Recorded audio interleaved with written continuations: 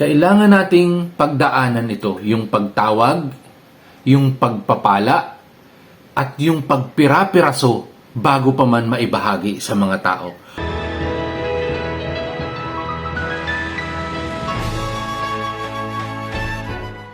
Sinabi ng mga tao kay Jesus, Anong tanda ang magagawa mo upang pagkakita namin ay maniwala kami sa iyo? O ano bang gawa mo?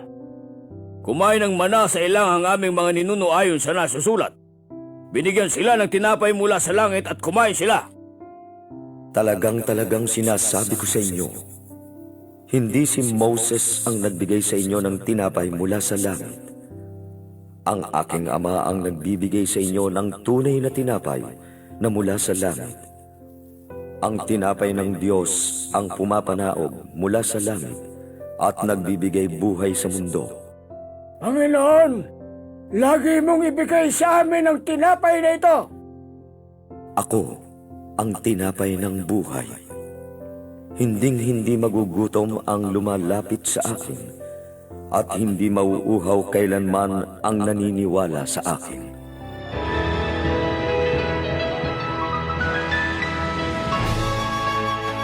Narinig po natin sa Ebanghelyo na humihingi ng tanda itong mga tao na sumusunod kay Kristo. Kung matatandaan natin bago pa man mangyari ang eksenang ito, nanggaling ito doon sa pagpapakain ng ating Panginoon ng 5,000. Tapos after nun, ngayon nandito mga tao at humihingi pa ng tanda. Anong tanda ang kailangan pang ibigay ng ating Panginoon maliban sa kanyang kabutihang loob? At sinabi ng ating Panginoon na ako ang pagkaing nagbibigay ng buhay. Ang sino mang kumain sa akin ay hindi na magugutom. Bago po ako napunta sa paglilingkod sa Panginoon sa pamamagitan ng pagiging acolyte o lay minister, ako po ay breeder ng manok na panabong. Nagbi-breed po ako at hindi naman ako matagal nang nagbi-breed. Kumbaga may mga technology tayong internet, doon ako natututo. At naobserbahan ko sa aking mga binibreed kung ano yung pinapakain ko, nagiging ganon ang resulta ng mga manok. Halimbawa, ang pinapakain ko dito ay pure concentrate. Maganda ang kondisyon yan. Pero kung ang ipapakain ko naman dito sa isa ay purong kanin lang, lalamya-lamya yung manok. Tapos kung ang pinapakain ko dito ay mais, purong mais, matitigas yung muscle ng manok pero malakas sila. Pero hindi sila makapalo kasi pigil yung muscle nila. Parang ganun yung na-observe ko. Ganun din sa tao yung mga nagbo-boxing. Kapag dito sa Gawing Luzon, ang kinakain niyan ay kanin, ulam, syempre, kung ano-anong ulam. Pero may lakas sila, pero hindi katulad ng mga nanggagaling sa Bisaya na mais ang kinakain. More on corn.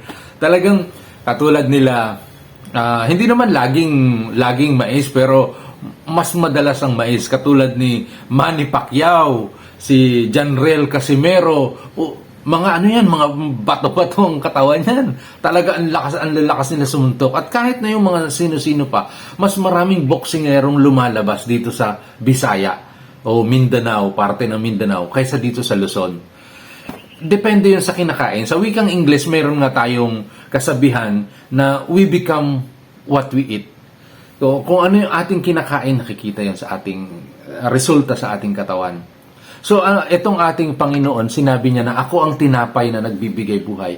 Kung palagi nating kinakain ang tinapay na nagbibigay ng buhay, matutulad tayo sa Panginoon. Posible o malaki ang possibility na matutulad talaga tayo sa Panginoon. Nagbigay ng sarili, nagiging mapagbigay, nagiging mapagpatawad. Pero hanggang saan? Hanggang saan natin kayang tumulad sa Panginoon? Kung ating maaalala na ang Panginoon ay, ang sabi nga niya nung pag nagbe-bless siya ng tinapay nung sa huling hapunan, He took the bread, He blessed the bread, at He broke the bread, at isinyer niya yon. Kung minsan, dun sa He took the bread, yung pagtawag niya sa atin, tayo parang mga tinapay. Tinatawag tayo ng Panginoon. Tapos, He blessed the bread. Dun sa part na He blessed the bread, gustong-gusto natin yun. Yung binibless tayo. Pero doon sa He broke the bread, yung pagpira-pirasuhin tayo, yun ang pinakamasakit na bahagi. He broke the bread and gave it to the disciples. Kumbaga, kailangan nating mahati bago ibigay sa mga alagad. Kailangan nating pagdaanan ito, yung pagtawag, yung pagpapala, at yung pagpira-piraso bago pa man maibahagi sa mga tao. Mga kapatid, proseso itong pinagdaanan ng ating Panginoon at hindi natin ito kakayanin ng tayo lang. Pero kung constantly, sabi nga ay we become what we eat, constantly kinakain natin ang ating Panginoon, ina-absorb natin ang mga gaang mga lesson mula sa Ebanghelyo, ay magiging katulad tayo ng Panginoon. Tinawag, pinagpala, pinaghati-hati, at saka ipinamahagi. Life is beautiful. God bless us all. Amen.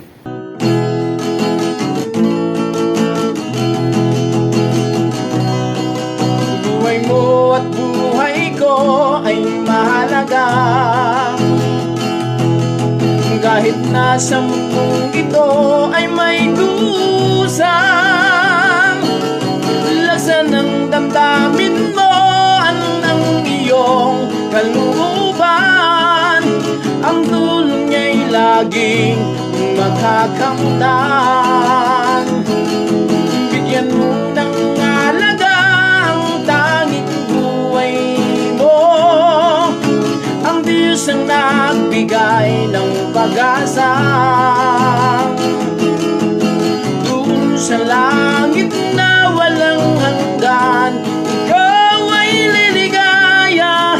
Si Jesus at tayo ay magkakasama. Ang pangako ng Diyos lagi mong panghawakan. Basta't wag ka lang magalinlangan. Mga kasalanan mo'y dapat nang pagsisihan. Ang tulong niya'y laging makakamtan. Bigyan mo ng halaga ang tanging buhay mo. Ang Diyos ang nagbigay ng pag-asa. Doon sa langit